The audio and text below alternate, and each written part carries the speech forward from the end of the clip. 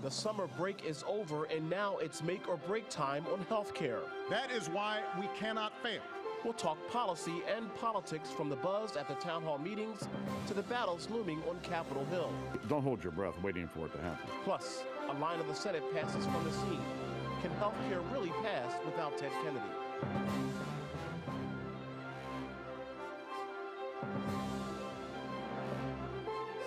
From the Comcast network in Washington, this is Roll Call TV with Robert Trainum. And hello, everyone, and welcome to the show. Well, the topic du jour this week is health care.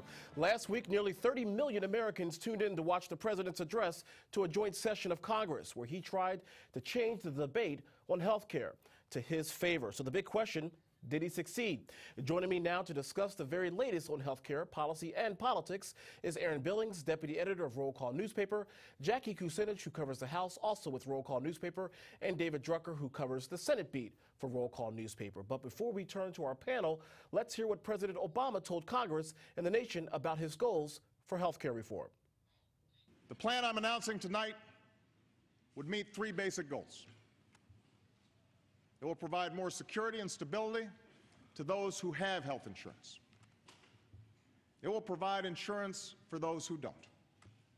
And it will slow the growth of health care costs for our families, our businesses, and our government.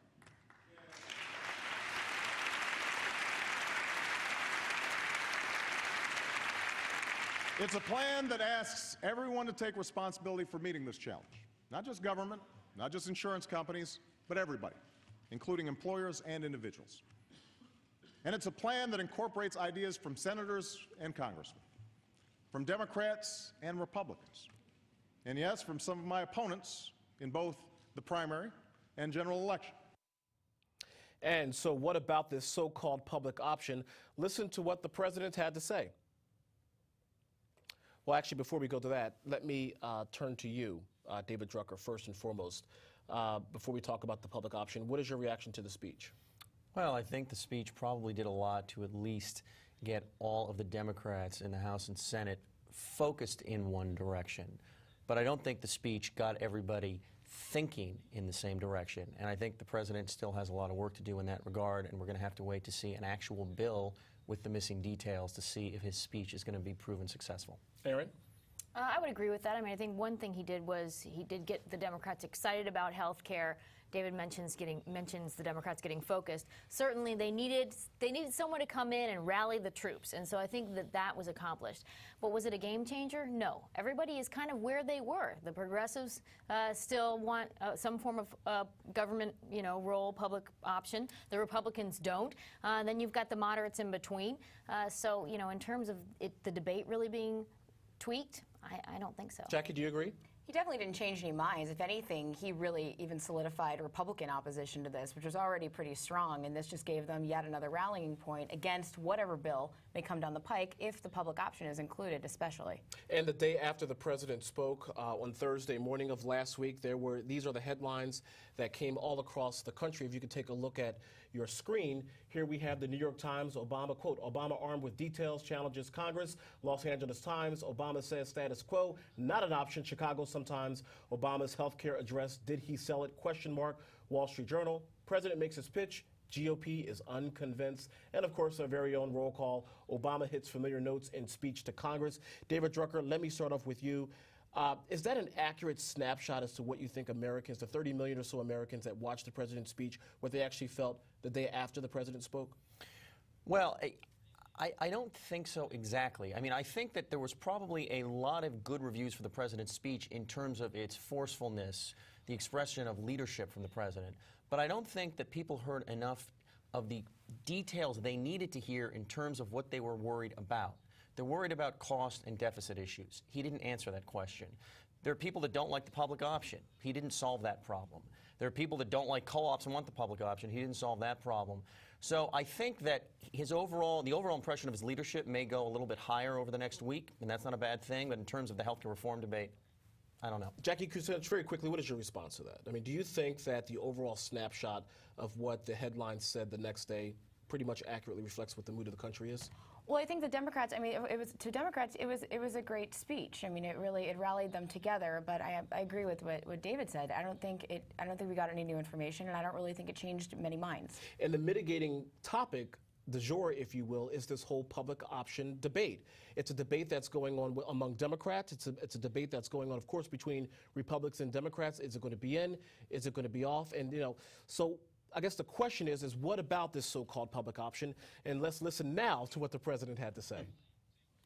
I've insisted that, like any private insurance company, the public insurance option would have to be self-sufficient and rely on the premiums it collects.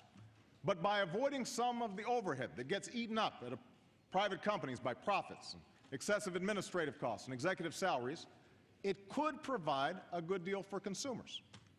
It would also keep pressure on private insurers to keep their policies affordable and treat their customers better, the same way public colleges and universities provide additional choice and competition to students without in any way inhibiting a vibrant system of private colleges and universities. Jackie Kucinich, let me start off with you because this is probably a more contentious issue on the House side because I believe Speaker Pelosi has intimated on more than one occasion that there has to be a public option coming out of the House, and that really speaks to her constituency, the more liberal base in the Democratic Party. On the Senate side, they're saying not so fast, again, because senators obviously represent the whole entire state. They do not believe on the Senate side that a public option can come out of the Senate. So, two-part question. One, will there be a public option with some type of bill that passes the House? And secondly, assuming nothing passes out of the Senate, during reconciliation, do you think something is still going to come out of this bill? I don't think during reconciliation they can have... So it's a compromise on their part? I think it has to be because at the end of the day, there's not going to be enough votes to get through what's the word the liberals are, the progressives are using, a robust public option. I just don't think she's going to be able to push that through some of the more conservative members of her party. Aaron Billings, your response? I agree, and the conservatives and moderates in the House don't want to walk the plank yet again and have to take a tough vote when they know it's not going to fly in the Senate. The Senate is not going to pass a public option, and certainly not a robust public option. And, so House moderates are saying, why would we do that? And so I think she's seeing the reality of that. David Drucker, 10 seconds, your response. The president would have been much better served to drop the public option in his speech, make it clear he doesn't want it and he's not going to take it. And a little later in the show, we will dig into the politics of health care reform. Let's call it our roll call reality check. But coming up next, the death and legacy of Ted Kennedy. And if he were alive and still active in the Senate, would this health care bill look a little bit different? That's after the break. Roll Call TV rolls on.